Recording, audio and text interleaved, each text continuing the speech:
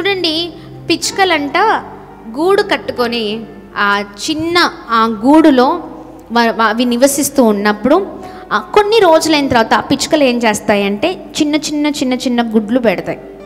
అవునా కదా?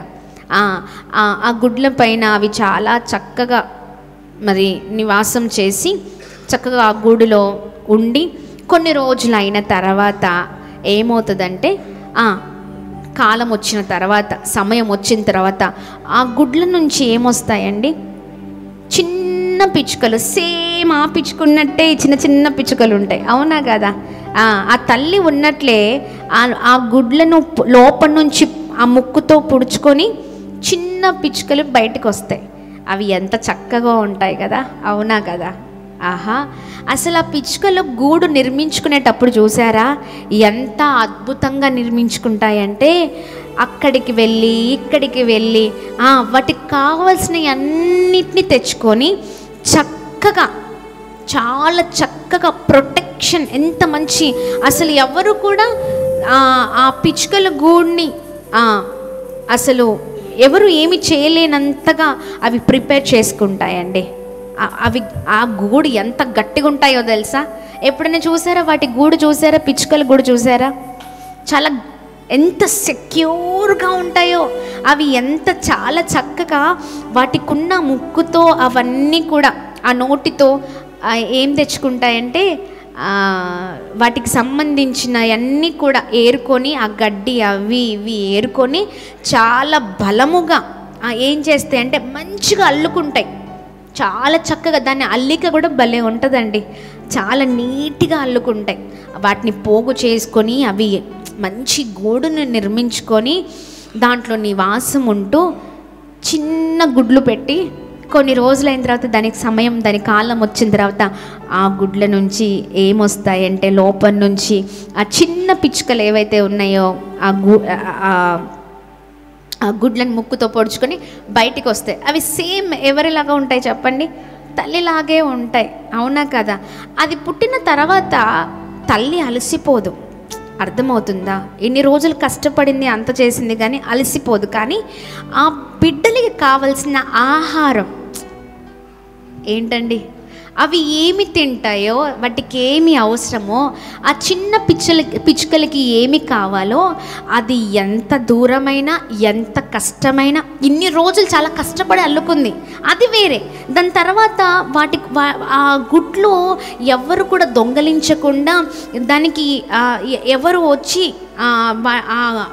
అది అల్లుకున్న ఆ గూడును పాడు చేయకుండా కాపుదల, అంటే ఒక మంచి ప్రొటెక్షన్ ఇస్తూ అది సెక్యూర్గా అన్నిటిని చూసుకుంటూ ఉంటుంది. ఆ గుడ్లను చూసుకోవడం, అన్నిటిని చూసుకుంటుంది. దాని తర్వాత అవి దాంట్లో నుంచి పిల్లలు వచ్చిన తర్వాత మళ్ళీ ఆ పిల్లల కొరకు కష్టపడుతుందండి. అవునా కదా? ఎంత కష్టమైనా భరిస్తుంది. ఎక్కడెక్కడికో వెళ్ళి ఆ చిన్న బిడ్డలకి ఏమి కావాలో ఏం చేస్తుందంటే ఈ తల్లి అక్కడికి ఇక్కడికి పరిగెత్తి కరెక్ట్ సమయానికి ఏం చేస్తుంది చెప్పండి? ఏం చేస్తుంది? ఆహారం తీసుకొస్తుంది.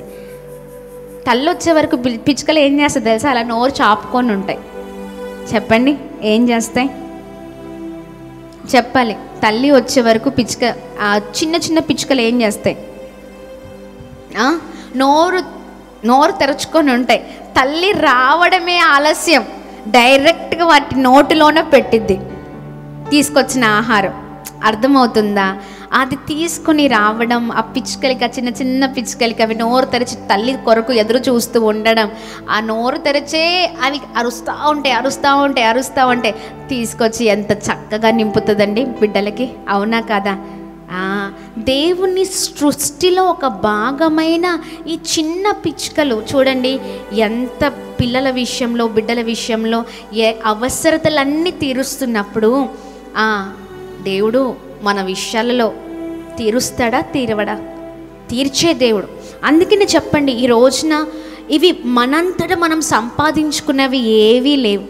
మన జ్ఞానాన్ని బట్టి మనము పొందుకున్నవి ఏవీ లేవు. అన్నీ ప్రభువిచ్చింది. ఆ తల్లి పిచ్చుక తీసుకొస్తేనే ఈ పిల్లలకి ఆహారం. అవునా? అది ఎదగడం మనం చూస్తూ ఉంటాం. మొదటి రోజుకి ఒకలాగా ఉంటాయి, రెండో రోజుకి మరొకలాగా ఉంటాయి, 3, 4, 5 ఈ రోజులన్నీ కూడా ఏమైపోతాయంటే అవి పెరగడం మనం చూస్తూ ఉంటాం. Praise the Lord. గట్టిగా చప్పట్లు కొడుతూ ప్రభు నామాన్ని అందరం కలిసి మహిమ పరుద్దామా? చూడండి, దానిలో మార్పులను మనం చూస్తూ ఉంటాం. ఈ రోజున వాటంతటి అవి పుట్టగానే వెళ్ళి ఎగురుకుంటూ వెళ్ళి ఆహారాన్ని తెచ్చుకోవట్లేదు. ఎవరిస్తున్నారంటే తల్లి తీసుకుని వస్తుంది కాబట్టి అవి పొందుకోగలుగుతున్నాయి, సమృద్ధిని చూస్తూ ఉన్నాయి.